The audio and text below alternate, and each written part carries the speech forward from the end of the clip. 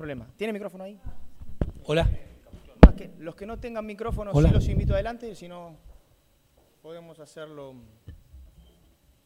o pasamos el micrófono, si se sienten más cómodos. Bien.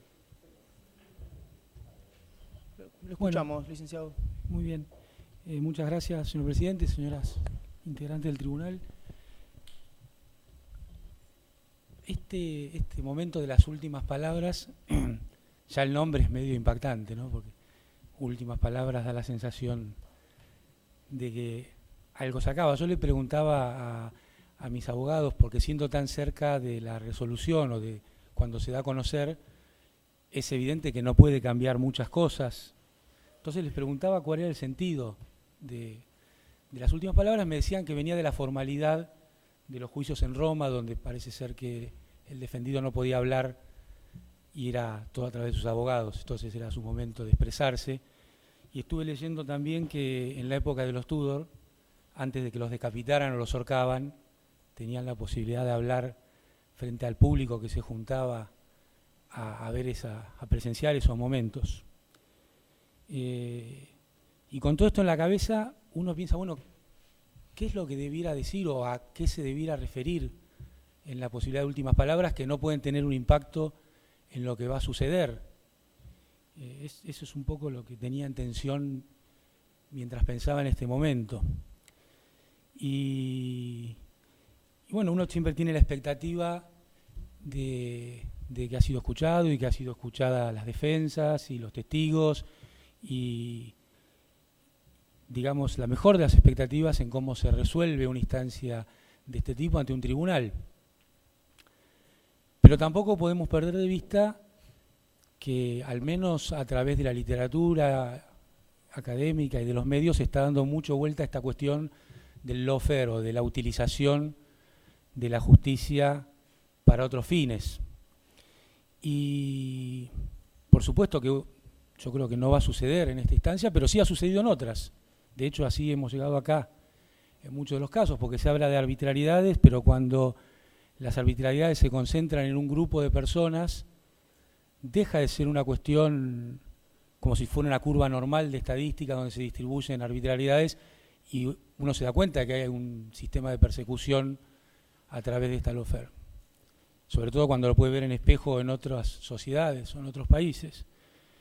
Y entonces yo pensaba, cuando uno está en una disputa, en un mundo que está en disputa, es lógico que quienes participamos de esas disputas estemos sujetos a cosas que quizá no están dentro de la normalidad de la República o de la institucionalidad de un Estado de Derecho, como puede ser el caso de las prisiones preventivas o algunas cuestiones que van siendo arbitrarias en el devenir de la justicia. Pero lo grave es que, como en toda guerra, aparece eso que muy cínicamente se llama efectos colaterales de una guerra. Cuando se convierte una institución en una guerra o en una herramienta de guerra,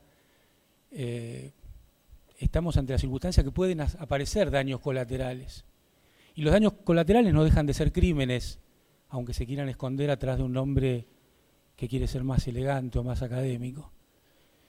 Y en estos casos en particular, que nos toca hoy estar aquí participando, yo creo que hay al menos dos daños colaterales irreparables cuando se utiliza aparte de la justicia en este sentido. Y repito, no estoy hablando de este tribunal, sino de lo que viene sucediendo y lo que uno lee en los medios y le toca vivir. El primer daño colateral, que es un verdadero crimen, es aquellas personas que no participan de la disputa y que se ven envueltas, agraviadas, perseguidas en este tipo de cuestiones. En particular, yo pienso en Agustina Seguín, que es alguien que no tiene nada que ver con la disputa política o la disputa mediática y se ha visto envuelta en esta situación durante todo este tiempo, pero también de otras personas que han participado de estos dos juicios. Y el otro daño colateral, que es un crimen, es el deterioro que toda esta situación causa sobre la credibilidad de la población, del pueblo, en el sistema de justicia, porque eso es irreparable. Uno ve las encuestas que la institución que menos credibilidad tiene es el sistema de justicia y digamos que eso no es algo bueno ni para aquellos que podríamos pensar que podemos sacar una ventaja de esa situación. La verdad que no hay ninguna ventaja para el conjunto de los habitantes de un país cuando pasan este tipo de cosas. Así que me parecía que este tema de los daños colaterales y de la lawfare, que se nombró en algún momento también, me parece que era adecuado para estas últimas palabras, que repito, no van a cambiar ninguna de las cosas que van a suceder, pero al menos invito como ciudadano a que nos sirvan para reflexionar a todos quienes estamos acá sobre estas cuestiones. Y yendo en particular a la situación, a las dos situaciones que se han ventilado en este tribunal, en el caso de conocido como el 08 o el autito, o como quieran llamarlo, arranca con una cuestión de un doble juzgamiento, ¿no? Entonces ahí uno dice, bueno, ¿dónde está el Estado de Derecho en esta situación? ¿Por qué? Porque solamente era una cuestión que me tenía que salir mal a mí desde el comienzo. Entonces se pone en peligro todo un sistema de defensa, no solo mío, que sería, repito, yo sé a qué me enfrento y supe a qué me enfrentaba cuando me tocó tomar decisiones, así que no tengo problema con eso, sino con aquellas personas que no tienen nada que ver con esto. Repito, en particular, Agustina Seguín, que es una mujer que no ni insertó, ni hizo insertar, igual que en el caso mío, ni inserté, ni hice insertar nada, y se ve envuelta en un doble juzgamiento, no solo en un juzgamiento. En un doble juzgamiento también bastante particular, porque al no haberse realizado prueba o participar testigos, bueno, perdemos la cuestión de la oralidad y de la instantaneidad del análisis, y eso permitió que, desde mi punto de vista, humildemente, el fiscal hiciera un uso muy parcial de todo lo que había en la causa en el momento de formular la acusación. Además de muy parcial, traer a cuento cosas que de ninguna manera existían, como hablar de violencia de género. Me parece que, lamentablemente, en este tribunal se banalizó lo que es la violencia de género, un tema tan complejo, tan delicado y seguramente tan caro a todos los que estamos aquí ocuparnos de él, pero en el impulso y en el atropellamiento por realizar una tarea quizás pensando que era su responsabilidad o como fuera, se banalizó el tema de la violencia de género en este tribunal y en esta causa, porque de ninguna manera había aparecido en ninguna formulación. Y después la psicología de lo que es un auto en una sociedad, bueno, es un problema que cada uno me parece que debe resolver, pero no tenía que ver con el juicio ni con lo que se trataba en el juicio. Y de la misma manera que pedir el mínimo y hacer referencia a algo que en lo textual no está, que también es una cuestión que es constitucional, de principios del derecho penal, referirse que el mínimo es una cosa cuando es otra, con toda claridad de la lectura del código, aún para aquellos que no somos abogados, es una cuestión de leer, simplemente. Y el tercer hecho en esto es la cuestión del daño, del perjuicio hacia terceros, ¿no? Cómo alguien que pone un bien a nombre de sí mismo puede estar causándole un perjuicio a un tercero, ni siquiera potencial. De ninguna manera puede suceder. Al contrario, cualquier persona que se sintiera en derecho, aunque sea potencial, de reclamar algo sobre mí, pasaba a tener más fortalecido su derecho, no menos fortalecido. Entonces, lejos de ser un perjuicio, nunca poner algo que es de uno a nombre de uno puede provocar un perjuicio ni real ni potencial hacia terceros, y eso me parece que es algo que requiere el tipo penal. Entonces, al menos estas tres cuestiones respecto a lo del 08, también me parecía que valía la pena resaltarlos. Y respecto de la otra causa, bueno, lo que dijimos del primer día, no solo no se iba a poder probar lo que decía la acusación, sino que dando vuelta a todo lo que es la teoría de la defensa, nosotros pudimos probar que no era así. Y tan pudimos probar que no era así que hubo que salir a inventar una historia paralela, una historia que lamentablemente era menos digna de Edgar Allan Poe y Dupin y más digna de Hércules Poirot y Agatha Christie, pero bueno, no deja de ser una historia inventada.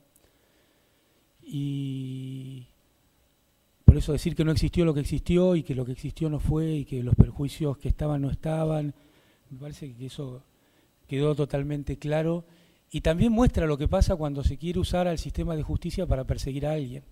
Porque desde el primer día, en las presentaciones que se hicieron de motu propio en el Tribunal de Instrucción, estaba claro todo tal cual se supo y se vio en este debate.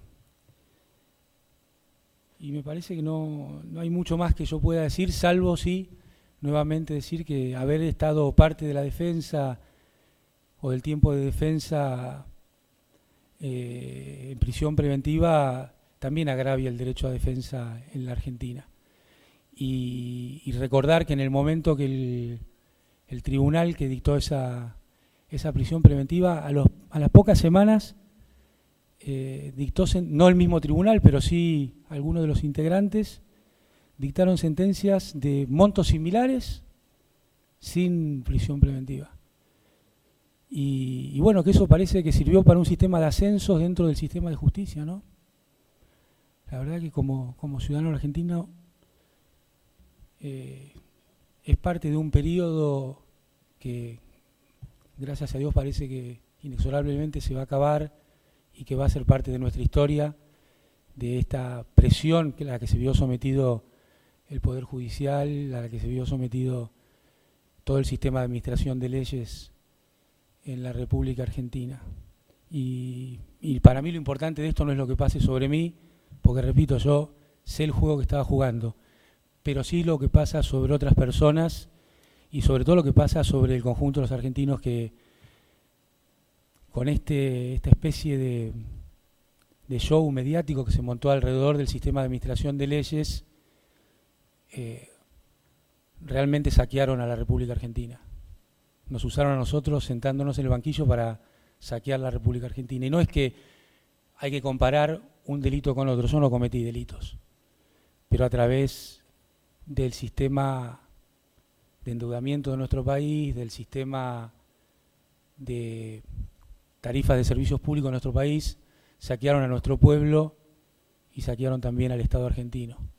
Y eso, bueno, creo que gracias a Dios y al pueblo argentino se está terminando.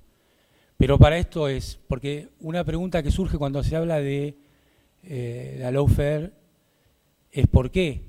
¿Es un invento de ustedes? ¿Para qué sirve? No, sirve para esto, para que mientras se entretiene, volviendo a los tiempos de Roma con pan y circo, y a veces solo con circo, se usa para que grupos muy pequeños y muy concentrados saqueen al pueblo y al Estado argentino. Así que muchas gracias por este momento para compartir estas reflexiones.